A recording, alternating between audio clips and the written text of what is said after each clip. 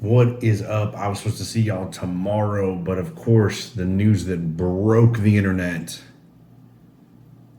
requires a response. And that's Tom fucking Brady fucking unretires out of nowhere. What the shit? Tom Brady can't just stay away. 2 months ago, he was like, I'm out. All hell's broken loose. The entire internet's broken. I swear to God. I even saw my internet break. I literally watched the thing go, just blew up. Fucking crazy. Absolutely insane. Cannot believe it just happened. Tom Brady retired. So that's why I decided to wear my Reggie Bush New Orleans Saints jersey today. And really just so I can explain to you why Tom Brady came back. Because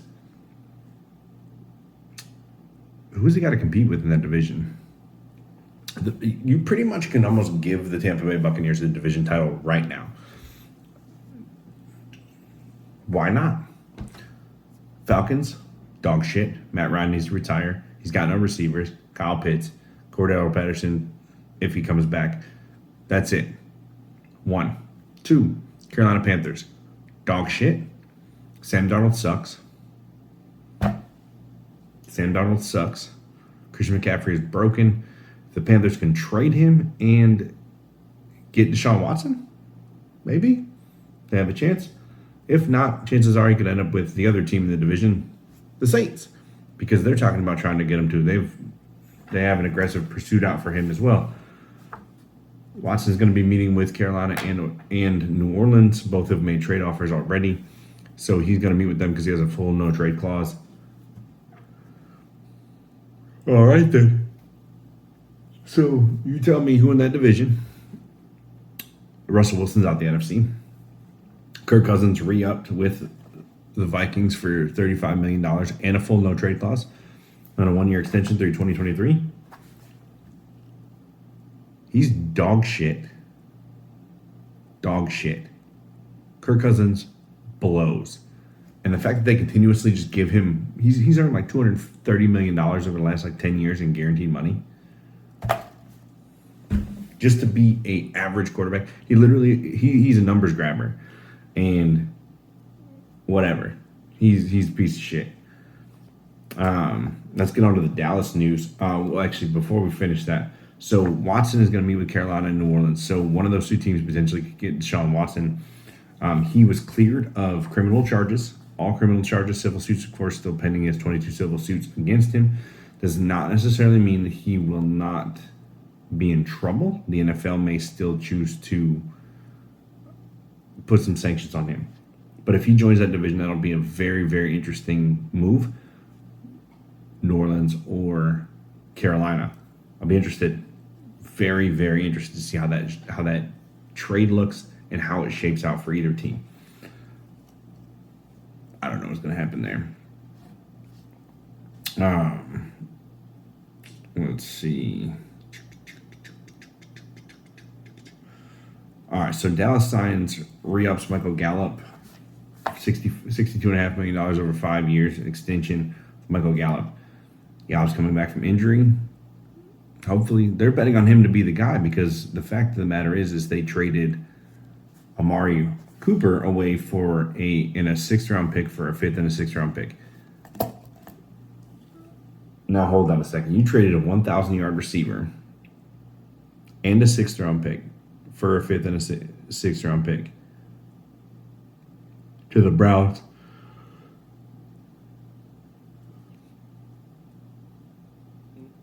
You some special kind of stupid, ain't you? You traded a first round pick for Amari Cooper to begin with. So then you turn around and traded him and a sixth for a fifth and a sixth. You're a special kind of stupid. Dallas is idiotic. They've cut their kicker Zerline and Blake Jarwin with an injury designation. They are trying to trade Lael Collins. They're apparently eyeing Bobby Wagner. Wagner calls out Seattle because they didn't even tell him he was being cut. They just cut him. Just absolute insanity in Dallas right now. No, they have CeeDee Lamb, and I get that. He has shown himself to be a pretty solid receiver, number one especially.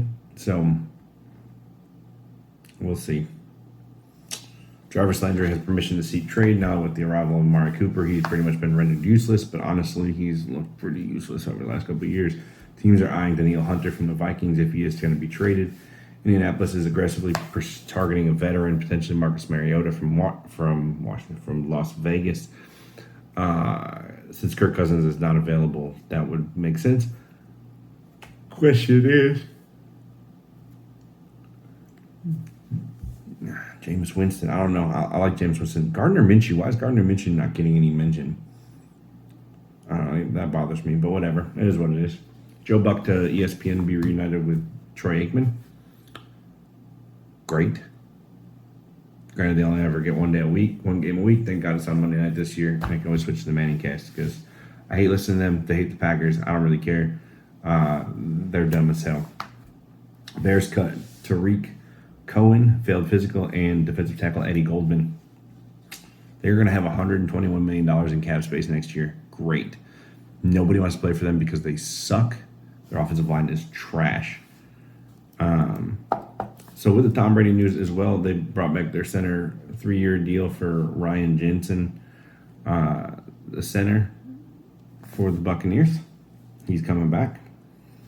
Ali Marpet did retire. We're going to talk more about Brady unretiring here in a second.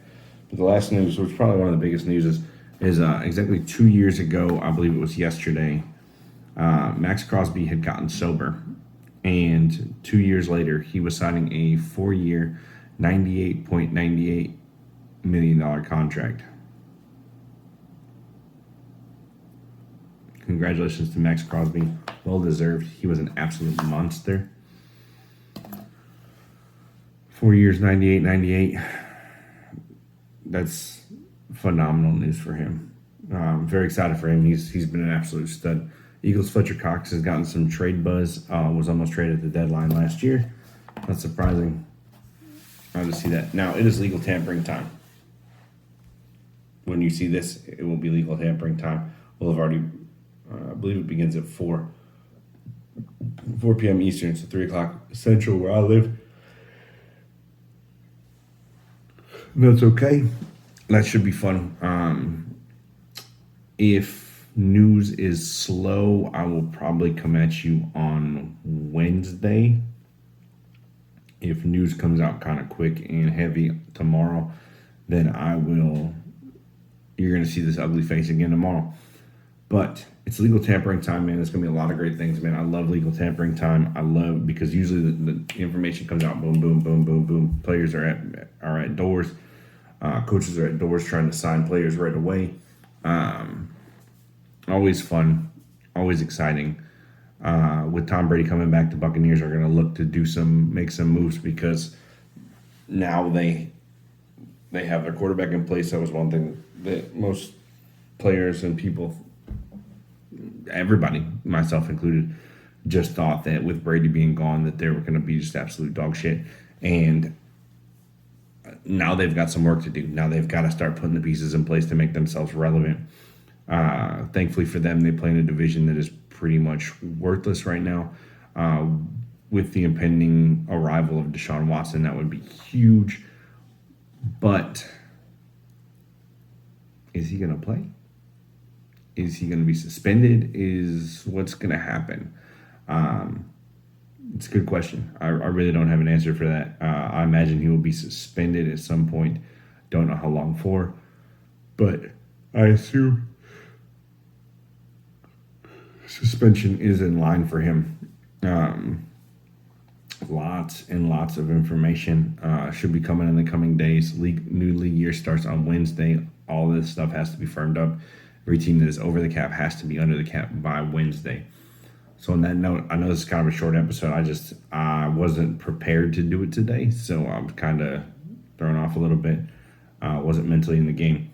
But Tom Brady unretiring required an emergency podcast today. So it's legal tampering time starting tomorrow, or by the time you see this today.